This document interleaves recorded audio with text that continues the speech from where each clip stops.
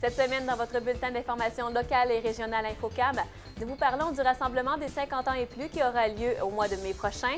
Également, nous parlons avec M. Renal Bernier, maire de Saint-Pascal, concernant les défis de 2013.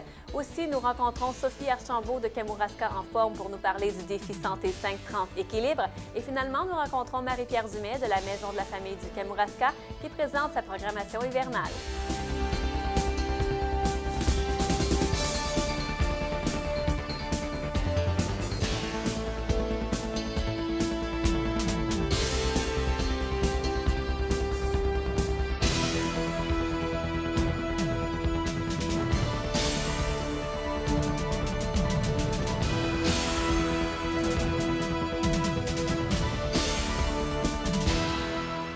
Bonjour tout le monde et bienvenue à votre bulletin de nouvelles locales et régionales InfoCam. Comme premier reportage aujourd'hui, nous vous parlons du rassemblement des 50 ans et plus qui aura lieu à Saint-Pascal les 30-31 mai prochains ainsi que le 1er juin 2013. Alors, le but de l'activité, c'est de rassembler plus de 800 personnes de 50 ans et plus de toutes les MRC du Bas-Saint-Laurent à venir s'amuser pendant 3 jours à Saint-Pascal. Alors ça, c'est notre objectif. Cependant, notre mission, c'est d'inciter les personnes de 50 ans et plus, et en particulier les aînés, de faire de l'activité physique, de faire des loisirs, de bouger. Alors, on en fait un événement, mais on veut surtout que les gens qui vont venir puissent pratiquer une activité tout au long de l'année et puissent venir démontrer leur talent à notre événement. Pourquoi on a choisi de faire l'événement à Saint-Pascal cette année? Alors, nous, on a une entente avec la table des préfets et on veut faire le tour des MRC à tour de rôle au Bas-Saint-Laurent. Alors, il y a 8 MRC. Alors, c'est eux qui nous disent, ben écoute, cette année, on va dans le Kamouraska. Et quelle sera la programmation de cette année? Alors, la programmation de cette année, il y a 2 volets. Il y a ce qu'on appelle le volet Vie active. Alors, Vie active, les gens doivent s'inscrire en équipe de 6. Et ils vont avoir 3 disciplines à leur programme. Ils vont avoir de la pétanque à tout, du baseball poste et du cerceau aux chaises. Ils vont également avoir une petite compétition qui s'appelle la marche bingo. Et ils vont pouvoir profiter de repas, de spectacles, d'animation. Ils vont pouvoir gagner des médailles. Et ça se fait vendredi le 31 mai. Maintenant, on a le volet régulier. Alors, il y a beaucoup de gens qui vont s'inscrire. Environ 200 personnes à une quinzaine de disciplines différentes. Alors, on a du tennis, de la marche rapide, du golf, des quilles, de la pétanque, alors la randonnée en vélo, 50 km. Alors, pour les gens qui sont un petit peu plus à l'aise avec des sports un peu plus compétitifs, on leur offre la journée du samedi le 1er juin et on termine ça par un beau banquet qui va être l'hommage à nos bénévoles. Ça nous prend plus de 100 bénévoles pour recevoir 800 participants. Alors, le samedi soir, 1er juin, nos bénévoles, on leur fait un hommage, on leur offre un beau banquet et une belle soirée de danse animée par la suite. Vous misez beaucoup sur la famille, l'intergénérationnel, également l'écologie? Oui, tout à fait. En fait, c'est un peu pour ça que moi, j'ai accepté ce mandat-là de coprésidente parce qu'il y a des valeurs importantes, je trouve, qu'on véhicule à Saint-Pascal, puis je tenais à ce qu'on les retrouve dans le cadre de cet événement-là. Donc, l'aspect intergénérationnel, ce qu'on fait, dans le fond, c'est pas fait ailleurs jusqu'à maintenant. Là, on est à la 5e édition. C'est qu'on interpelle les jeunes de notre école primaire et de notre école secondaire pour qu'ils soient présents et qu'ils agissent à titre de bénévoles lors des compétitions sportives. Donc, ils vont être là pour aider un peu à la gestion du matériel, faire respecter les règlements, bon, voir à la bonne marche de tout ça. On a besoin de minimalement une 60aine de jeunes. Et aussi, il y aura un petit groupe de l'école primaire qui feront la première partie du spectacle qui sera présenté le vendredi soir à l'église. Donc, courte prestation de jeunes, c'est toujours apprécié. Des gens là, plus âgés aussi, de voir des jeunes là, faire des petits numéros au niveau musical, chant et tout ça. Côté écologie, quelles actions concrètes vont être posées? Oui, beaucoup d'actions concrètes vont vraiment être appliquées dans notre événement. C'est important de souligner qu'on est allé chercher l'appui de Coeco.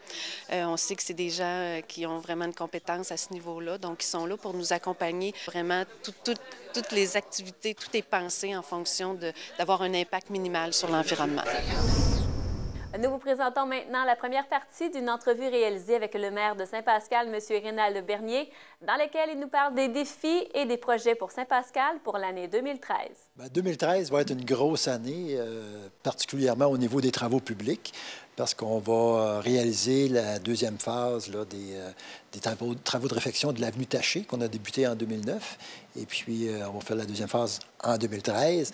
Donc, à partir d'ici, de la rue Sergerie, aller jusqu'à la voie ferrée sur Taché. Et puis, un petit bout sur Hébert. Pour commencer, on va faire une voie de contournement là, pour amener l'eau.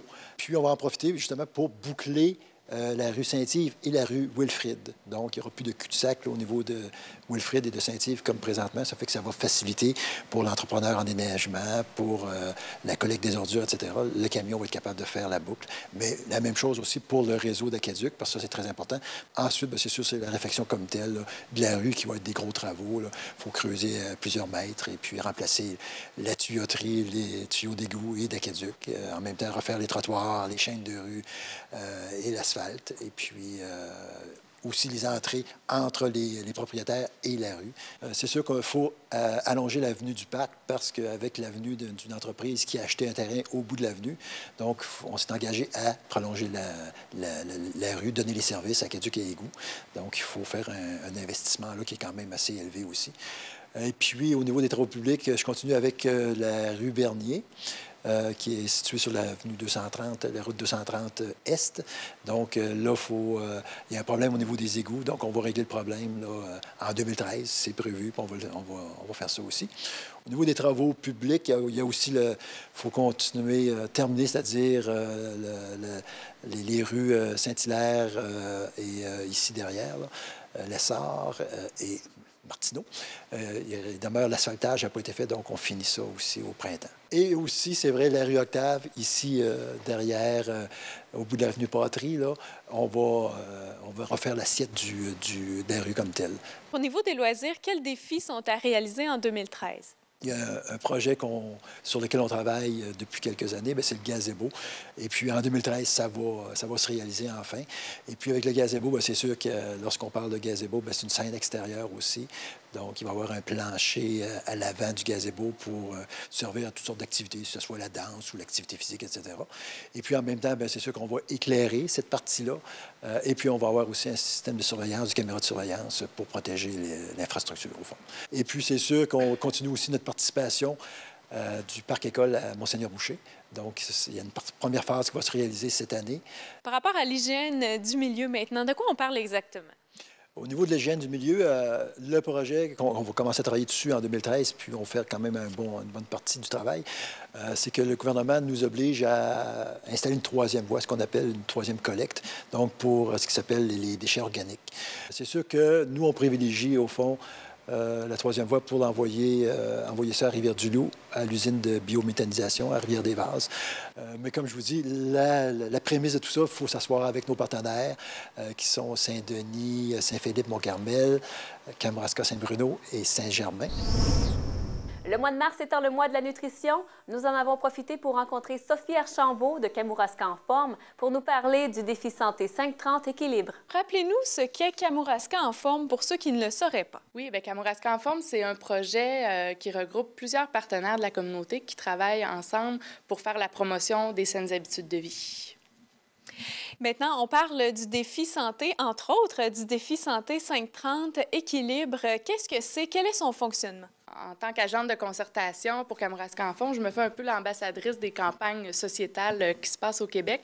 Donc, le défi santé 530 équilibre qui s'en vient du 1er mars au 11 avril, on le connaît. C'est 6 semaines de motivation.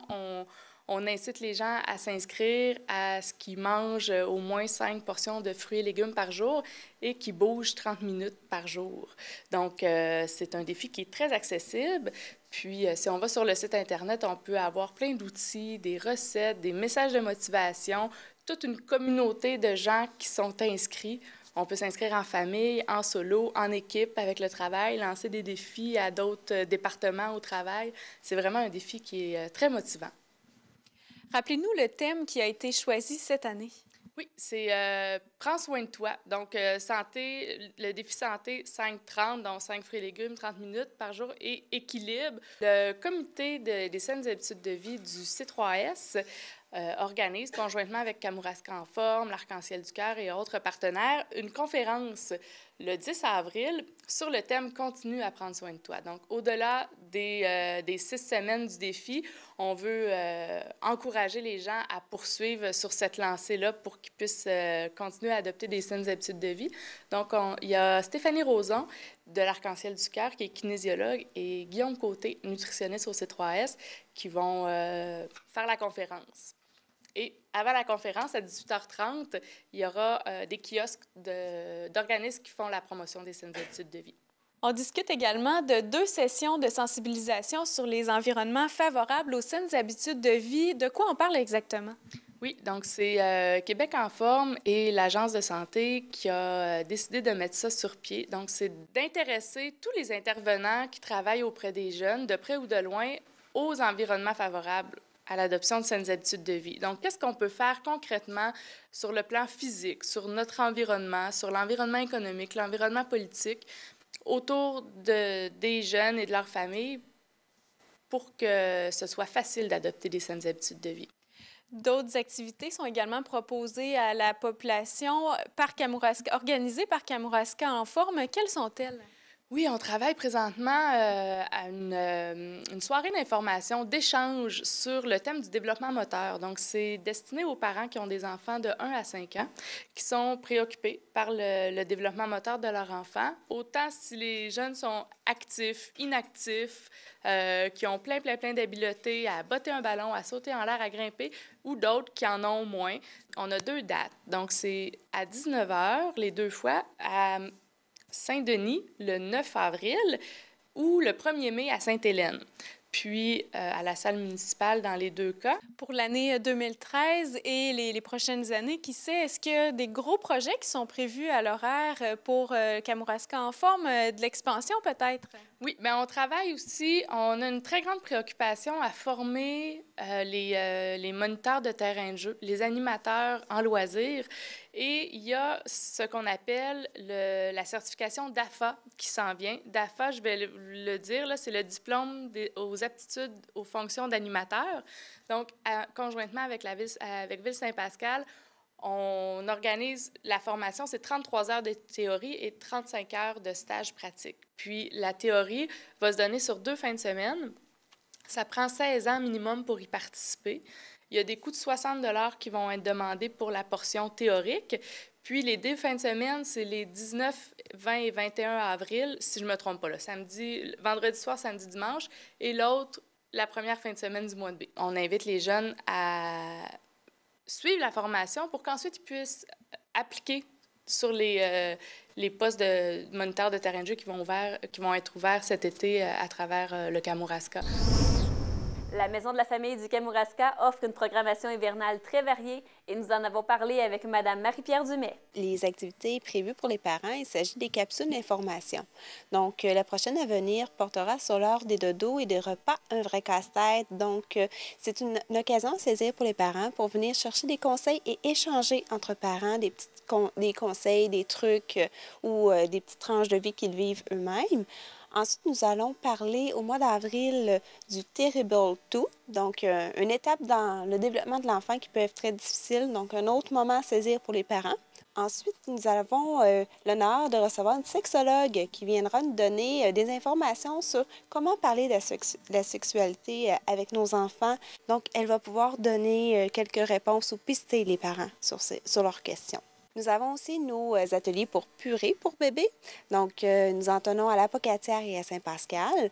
Les parents peuvent venir chercher de l'information un petit peu par rapport à leur questionnement, par quoi qu'on commence, la quantité, est-ce qu'on commence par les céréales, est-ce qu'on commence par les légumes. Puis ensuite, on fait ensemble des purées. Et les mamans peuvent repartir avec leur purée qu'elles ont préparée. Maintenant, du côté des enfants, qu'est-ce qu'il y a de prévu à l'horaire? Nous avons nos activités Les Petits Explorateurs ici à Saint-Pascal. Donc, les Petits Explorateurs sont divisés en 2 groupes. Donc, le groupe 2-3 ans et le groupe 4-5 ans.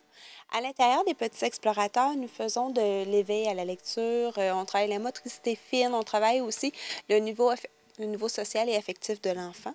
Donc, nous avons également les petits cœurs qui bricolent, un peu le même principe, mais cette fois-ci à la pocatière. Et les ateliers des petits cœurs qui bricolent sont souvent lors des activités thématiques. Nous avons également les activités de Maman en forme, une activité récréo-familiale, car maman participe avec bébé. Donc, nous faisons des exercices à l'extérieur, une remise en forme, dans le fond, pour les nouvelles mamans. Nous avons également un atelier de massage et relaxation prévu à l'horaire. Donc, maman et nouveau bébé peuvent assister à un petit atelier de massage fait par une massothérapeute. Donc, des petits trucs de relaxation et techniques de massage sont donnés par une professionnelle. Nous avons également une petite sortie à la cabane à sucre prévue à l'horaire pour le mois de mars. Donc, une occasion à saisir pour venir se divertir et se sucrer le bec, bien sûr. Il y a également une activité en fait qui est prévue pour les papas et leurs enfants? Oui, nous voulions privilégier un moment papa-enfant, justement, étant donné c'est souvent les mamans qui viennent à nos activités. Donc, un petit moment à saisir pour les papas, c'est une activité d'initiation au taekwondo, donc donnée par M. Sébastien Laplante, instructeur à taekwondo. Il y aura également des activités qui vont être prévues pour la semaine de relâche. Quelles sont-elles? Oui, en collaboration avec la ville de Saint-Pascal, nous allons avoir une activité d'éveil à la lecture à la bibliothèque de Saint-Pascal. Donc, des contes et activités sont prévus à l'horaire. On discute également d'un vent de changement ici à la Maison de la Famille. Qu'est-ce que c'est exactement ce vent de changement-là?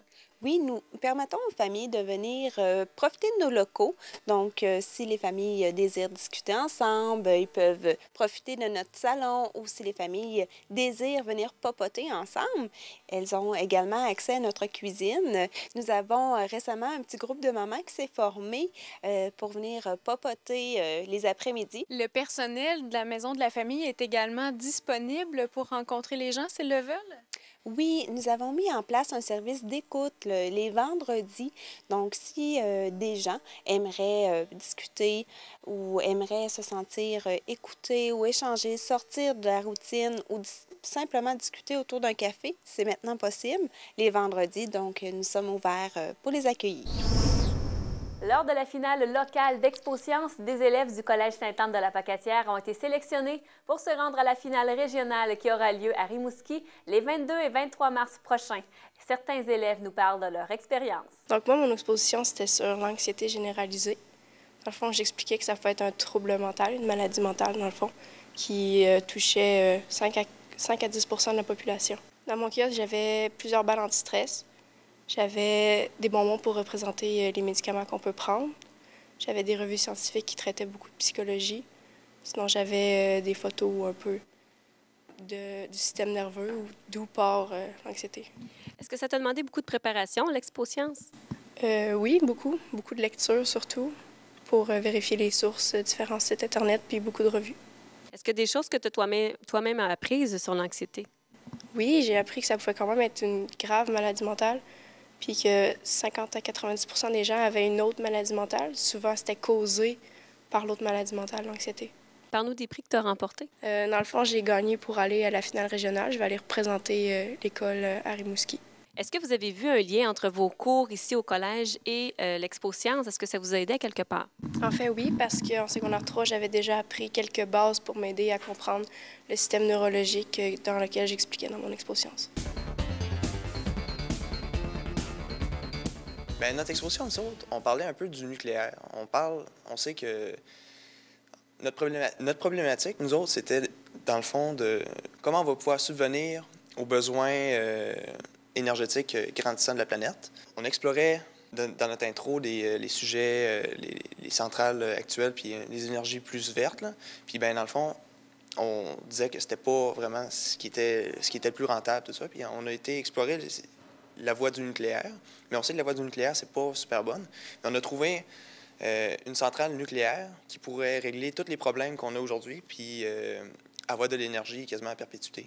Toi, est-ce que tu as vu une influence aussi au niveau de tes cours avec l'Expo Sciences? Essentiellement, c'est qu'il faut une certaine base de physique, puis nucléaire, puis tout ça, pour comprendre un peu comment on amenait notre sujet, dans le fond, les centrales nucléaires. Puis bien, cette base-là, elle se voit en secondaire 3 légèrement, puis en 4 vraiment plus approfondi. Dans le fond, savoir les isotopes, puis toutes ces affaires-là, toutes les composantes de l'atome. Parle-nous un peu de comment tu as vécu l'expérience ExpoSciences. Est-ce que c'est stressant? Est-ce que c'est beaucoup de préparation? Est-ce que c'est beaucoup de recherche? Bien, au début, c'était...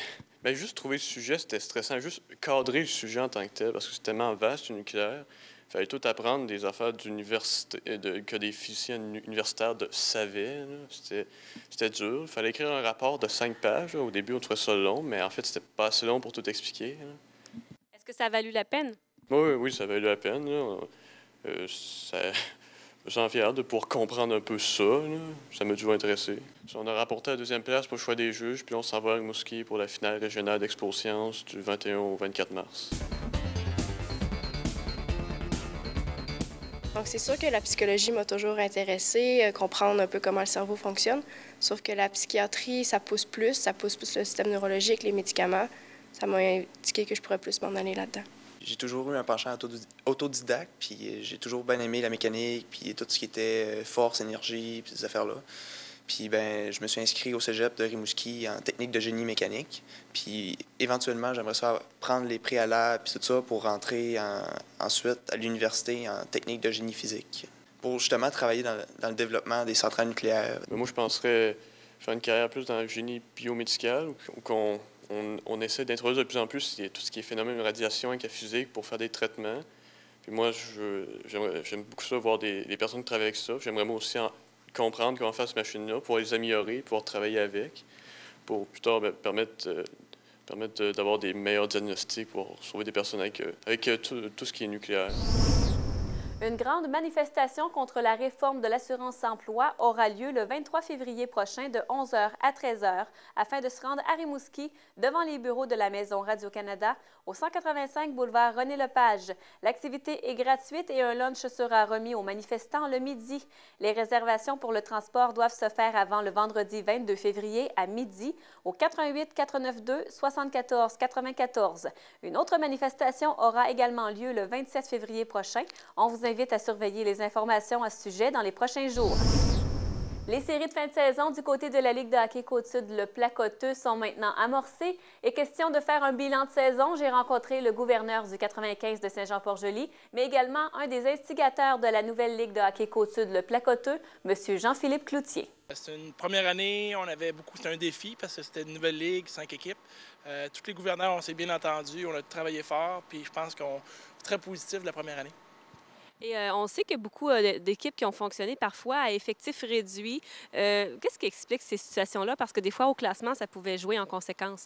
C'est sûr, c'est une première année, les blessures. Avec notre liste de joueurs de 40, tu arrives, le travail, les blessures, la disponibilité des joueurs. C'est certain que chaque équipe a eu à vivre avec ça. Mais on va trouver les solutions pour les années futures là, afin de s'aider là-dedans. Là. Et au niveau de la parité entre les équipes? Très satisfait. Très satisfait. C'est sûr, il y a des clubs qui moins expérimentés un petit peu, mais on a vu comme, mettons, Saint-Pascal, leur évolution. Ils se sont améliorés. Puis je crois que plus ça va aller, plus on va être capable d'avoir une parité. Est-ce que vous pensez que le fait que le 95 de Saint-Jean-Port-Joli ait déjà quand même un noyau de joueurs quand même qui se connaissent bien a pu aider à votre formation? Tout à fait. Tout à fait. Le fait que plusieurs joueurs ont évolué ensemble depuis qu'ils sont d'âge hockey mineur, ça donne une chance. Et aussi le fait qu'on pratique régulièrement. Au niveau de la Ligue, comment on se prépare face à l'arrivée des séries éliminatoires? C'est le bon moment, c'est le fun pour les amateurs de hockey de la région au complet. On va retrouver un petit peu de l'intensité va monter, les rivalités. C'est ce qu'on voulait. Du hockey régional, c'est bon pour les joueurs, c'est bon pour la population, c'est bon pour la région au complet. Est-ce qu'il y a des changements qui vont être apportés au niveau des règlements, au niveau du déroulement des séries? Non. On est une ligne régionale, on veut que ça soit bien arbitré et sévère. Et je crois que ça, toutes les équipes, tous les gouverneurs poussent dans le même sens pour ça. C'est positif, là. Je pense qu'on pour les amateurs, ça s'annonce des belles séries. Peu importe les 2 demi-finales, ça va être des belles séries. On espère que tous les gens vont apprécier. Quelles seraient les choses à améliorer pour une deuxième année? C'est sûr, il y a des petits points, là, comme justement s'assurer du bon fonctionnement, que toutes les équipes aient assez de joueurs pour chaque match. On n'a plus vraiment de gros problèmes cette année, mais les blessures, des fois, là, c'est de s'assurer qu'il y ait toujours une bonne entente entre les clubs juniors et seniors. Ça fait le lien. Hein. Puis il y a certains petits points, l'arbitrage, s'assurer toujours que ce soit la constance. Ça, c'est bien important parce que c'est eux autres qui gèrent un peu les parties. Mais pour le reste, là, pour une première année, là, je pense qu'on a réussi à créer l'intérêt en dehors de la région aussi parce que les gens en parlent. Ils voient, les gens des autres lignes voient qu'en créant un circuit régional, ça peut fonctionner. Puis nous, l'important, c'est ça, qu'on reste régional, qu'on s'assure que toutes les organisations soient en bon état financier puis que ça aille bien, qu'il y ait du monde dans les estrades. Bien, justement, au niveau des territoires, est-ce que des changements qui vont être apportés en cours de route pour l'an prochain ou ça va sensiblement rester comme ça? Parce que pour Saint-Pascal, on sait qu'en cours de route, on est allé chercher un peu d'autres joueurs. C'est sûr que pour cette année, vu la jeunesse de l'équipe de Saint-Pascal, on a rapporté un support d'un joueur, puis ça a été profitable pour tout le monde. Ils ont quand même été plus compétitifs ensuite. Pour le futur, c'est sûr que ça va être de s'ajuster selon les demandes, selon les besoins, mais présentement, je pense que le produit est bien. Il y a une belle parité. Quand toutes les équipes sont complètes, les matchs sont très serrés. Puis là, que la vraie saison commence, là, je pense que les gens vont être gâtés. Là. Au niveau des joueurs qui se sont démarqués au niveau de la Ligue, on offre toujours des récompenses, si je peux dire ça comme ça. Quels sont les joueurs en vedette cette année? Le premier compteur de la Ligue, ça s'est joué la dernière partie. Alexandre Lavoie, des Seigneurs, qui est le meilleur compteur de la Ligue. Meilleur gardien de but, point de vue statistique, Marc-Antoine Coulombe, ici du 95. Meilleur défenseur, qui a été voté par les gouverneurs, Frédéric Couture, des Forestiers de Saint-Pamphile. Et le joueur le plus utile de la saison régulière, du 95, Marc-Antoine Coulombe, notre gardien de but. Du côté de la Ligue de hockey junior 2A du Bas-Saint-Laurent, le tournoi à la ronde est débuté et ça commençait vendredi dernier alors que les Bombardiers du Kamouraska recevaient à la Pocatière les Lynx de Rimouski. Eh bien, les Lynx de Rimouski sont repartis avec la victoire au compte de 4-2. Et le lendemain, le 16 février, c'était au tour de Lavallée de visiter Rimouski et c'est Lavallée qui sont repartis avec la victoire au compte de 5-2. Voici maintenant le classement de la ronde demi-finale dans la Ligue de hockey junior 2A du Bas-Saint-Laurent. Pour ce qui est maintenant de la Ligue de hockey Côte-Sud, le Placoteux, la série 2-3 connaissait sa finale en fin de semaine. Samedi dernier, les Forestiers de Saint-Pamphile visitaient l'Impérial de Saint-Pascal et l'Impérial a remporté la victoire à domicile au compte de 5-2 sur les Forestiers de Saint-Pamphile. La série se transportait donc pour un match ultime à Saint-Pamphile dimanche dernier et l'Impérial est venu causer toute une surprise en remportant la partie au compte de 11-5. C'est donc dire que c'est l'Impérial de Saint-Pascal qui affrontera le 95 de Saint-Jean-Port-Joli dans la série qui débutera vendredi prochain au Centre Rousseau à compter de 21h. Pour ce qui est de la série opposant les Seigneurs de la Pocatière à Saint-Damien, eh bien, elle débutera samedi prochain du côté de Saint-Damien.